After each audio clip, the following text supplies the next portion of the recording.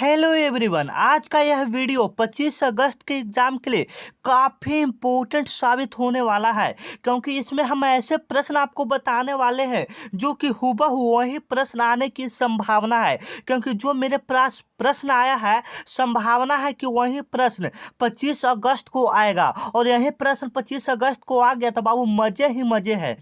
तो इसलिए जितने भी हम प्रश्न आपको इस वीडियो में करवाने वाले हैं तो पूरा देखिएगा एवं सारे क्वेश्चनों को अच्छे से याद करिएगा, क्योंकि जो क्वेश्चन हम आपको बताएंगे वो आने का संभावना है 25 अगस्त को। आप लोग देख सकते हैं पिछली बार 18-21 अगस्त को जो एग्जाम हुआ था उसी का ये आंसर शीट है, उसी से जो क्वेश्चन हम लोग अलग अलग छाटे हैं, ठीक है। और आपको भी 25 अगस्त का आंसर जरूर देंगे, ठीक है। और जो भी क्वेश्चन इसमें इंपॉर्टेंट बताने वाले हैं वो सारे क्वेश्चनों को आप लोग अच्छे से दिमाग में फिट कीजिए। जैसे में कि हाल में ही किस देश ने मल्टी रॉकेट लॉन्च किया है, मतलब हाल ही में किस देश ने मल्टी लॉन्च रॉकेट सिस्टम फतह किया है, मतलब किसने लॉन्च किया है, ठीक है। तो आप लोग बताइएगा तो किसने लॉन्च किया है, तो पाकिस्तान ने लॉन्च किया है, ठीक है। हमारा पड़ोसी देश किसने किया है, पाकिस्तान ने। बी ऑप्शन आपका बिल्कुल करेक्ट हो जाएगा।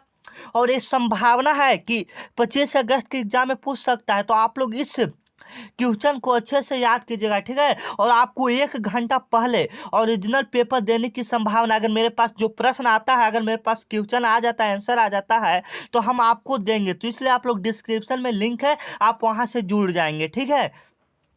तो चलिए, टेलीग्राम का लिंक है, आप वहां से जुड़ जाइएगा। तो इसका क्या हो गया, हाल ही में किस देश ने मल्टी रॉकेट लॉन्च सिस्टम किया था, तो पाकिस्तान ने, ठीक है। और सुनिए, और ये भी क्वेश्चन पूछ दिया है कि बिहार की राजधानी क्या है। इतना हल्का क्वेश्चन पूछा है, बताइए। तो आप लोग अच्छे से थोड़ा पढ़ाई कर लीजिए, ठीक है, क्या कि 2-3 दिन बचा है, तो आप लोग अच्छे से पढ़ाई कीजिएगा। हाल ही में किस देश ने मल्टी लॉन्च रॉकेट सिस्टम फतह किया है, तो पाकिस्तान ने किया है, ठीक है। और एक क्वेश्चन और पूछा है कि बिहार की राजधानी क्या है, तो पटना है, ठीक है। ये सब क्वेश्चन पूछा है, तो आप लोग अच्छे से याद कीजिएगा, ठीक है।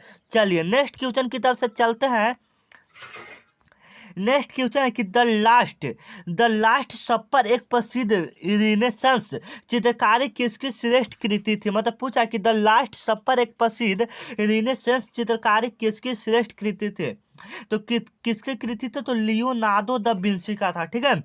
लियोनार्डो द विंसी का था। तो डायरेक्ट हम लोग क्या याद करते हैं, विंसी।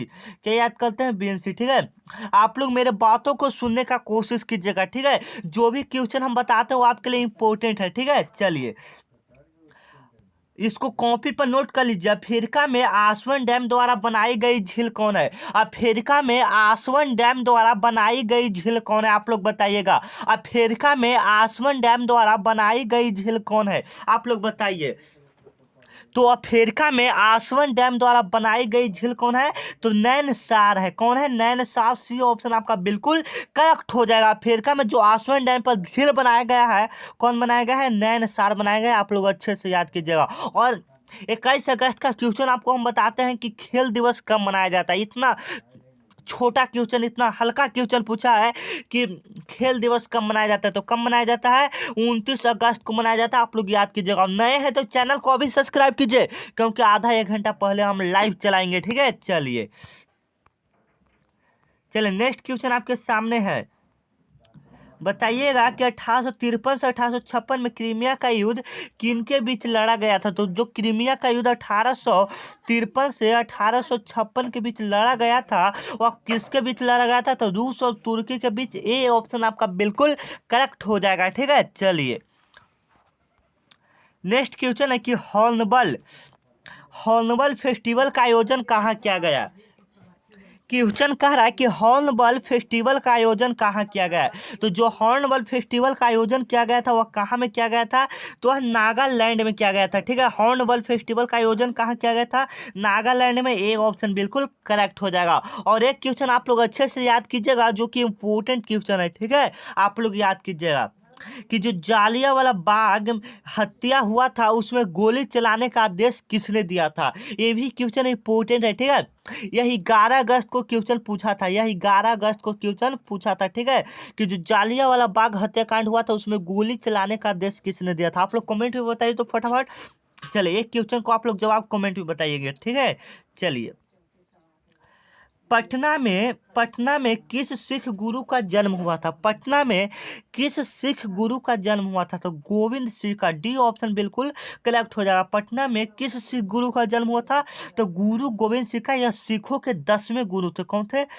सिखों के कौन थे? 10वें गुरु थे। ठीक है, सिखों के कौन थे? 10वें गुरु थे। पटना में किस सिख गुरु का जन्म हुआ था? तो गोविंद सिंह का। ये 10वें गुरु थे। ठीक है, चलिए नेक्स्ट क्वेश्चन आपके सामने है। आप लोग बताइएगा कि निम्नलिखित में किसे भौतिक भूगोल के जनक के रूप में जाना जाता है? ठीक है, ज्योग्राफी के ये आप लोग बताइएगा। ठीक है, तो इरेत अस्टनिज को हम लोग जानते हैं। ए ऑप्शन आपका बिल्कुल करेक्ट हो जाएगा। ठीक है, चलिए सारे प्रश्न को अच्छे से याद कीजिएगा। चलिए, लेटस ऑन इंग्लिश किसकी रचना है? लेटस ऑन इंग्लिश किसकी रचना है? लेटस और इंग्लिश किनकी रचना आप लोग बताइएगा। तो लेटस और इंग्लिश किनकी रचना है? लेटस और इंग्लिश किनकी रचना है? तो वॉल्टेयर की रचना है। ठीक है, किनकी रचना है? वॉल्टेयर की रचना है। ठीक है, लेटस ऑन इंग्लिश किनकी रचना है? तो वॉल्टेयर की रचना है। बी ऑप्शन आपका बिल्कुल करेक्ट हो जाएगा। ठीक है, क्वेश्चन काफी इंपॉर्टेंट है, ये सब आप लोग याद कीजिएगा। ठीक है, चलिए प्लाज्मा अनुसंधान संस्थान कहाँ स्थित है? प्लाज्मा अनुसंधान संस्थान कहाँ स्थित है? तो ये गांधीनगर, जो कि गुजरात में पड़ता है। ठीक है, आप लोग ऐसे ऑप्शन को भी छांट सकते हैं। ये सब राज्य है और एक क्या है? शहर है। इस प्रकार से भी कभी कभी ऑप्शन को हम लोग करते हैं जो कि राइट आंसर हो जाता है। ठीक है, तो गांधीनगर आप लोग याद रखिएगा। चलिए, निम्नलिखित में से कौन सी मिस्र की स्थानीय पवन है? स्थानीय पवन कौन है? मिस्र का स्थानीय पवन कौन है? आप लोग बताइएगा। ठीक है, तो कौन है? तो खमसीन है। ठीक है, खमसीन है। ये क्वेश्चन इतना इंपॉर्टेंट नहीं है। ठीक है, इसको छोड़ देते हैं। चलिए, ऐसे क्वेश्चन सभी इंपॉर्टेंट होता है, लेकिन जो इम्पोर्टेंट है हम आपको वही बताएंगे। ठीक है, लोकसभा के स्पीकर का निर्वाचन कैसे होता है? संसद के सभी सदस्य द्वारा होता है। ठीक है, संसद के सभी सदस्य द्वारा होता है। ठीक है, चलिए मेक इन इंडिया कार्यक्रम शुरू कब हुआ था? क्वेश्चन कह रहा है कि मेक इन इंडिया कार्यक्रम कब शुरू हुआ था? तो 2014 ईस्वी में हुआ था। ठीक है, ये ऑप्शन आपका बिल्कुल क्या हो जाएगा? करेक्ट हो जाएगा। मेक इन इंडिया कार्यक्रम कब शुरू हुआ था? तो 2014 ईस्वी में हुआ था। ठीक है, आप लोग याद कीजिएगा, क्वेश्चन काफी इंपॉर्टेंट है। चलिए, सर्वोच्च न्यायालय का न्यायाधीश अपने पद से त्याग पत्र किसको देता? मतलब मान लीजिए कि कोई फैसला करने वाला जज है, अगर उसको नौकरी नहीं करना है, वो त्याग पत्र देना चाहता है, तो किसको देगा? तो सीधे राष्ट्रपति को देता है। ठीक है, राष्ट्रपति को देता है। ठीक है, इतना पावर होता है, समझ लीजिए। बनना है तो यही सब बनिए। ठीक है, चलिए नेक्स्ट क्वेश्चन है कि भारत के संविधान का कौन सा अनुच्छेद भारतीय निर्वाचन से संबंधित है? तो अनुच्छेद 324 भारतीय निर्वाचन से संबंधित है। ठीक है, चलिए नेक्स्ट क्वेश्चन है कि भारतीय संविधान का कौन सा अनुच्छेद राष्ट्रपति को पुनः चुने जाना है? मतलब राष्ट्रपति को पुनः चुना जा सकता है कौन सा अनुच्छेद के अंतर्गत? तो अनुच्छेद 52 के अंतर्गत राष्ट्रपति को आप लोग पुनः चुन सकते हैं। ठीक है, चलिए ये सब क्वेश्चन आपके लिए काफी इंपॉर्टेंट है, अच्छे से याद कीजिएगा।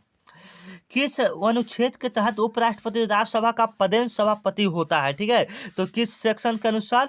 तो अनुच्छेद 65 के अंतर्गत ये सब होता है। ठीक है, आप लोग क्वेश्चन को याद कीजिएगा। चलिए, राष्ट्रीय शिक्षा दिवस कब मनाया जाता है? तो 11 नवंबर से मनाया जाता है, 11 नवंबर को। ठीक है, राष्ट्रीय शिक्षा दिवस। चलिए, निम्नलिखित में किस दिन विश्व पृथ्वी के दिवस के रूप में मनाया जाता है? तो विश्व पृथ्वी दिवस 22 अप्रैल को मनाया जाता है। आप लोग को पता है।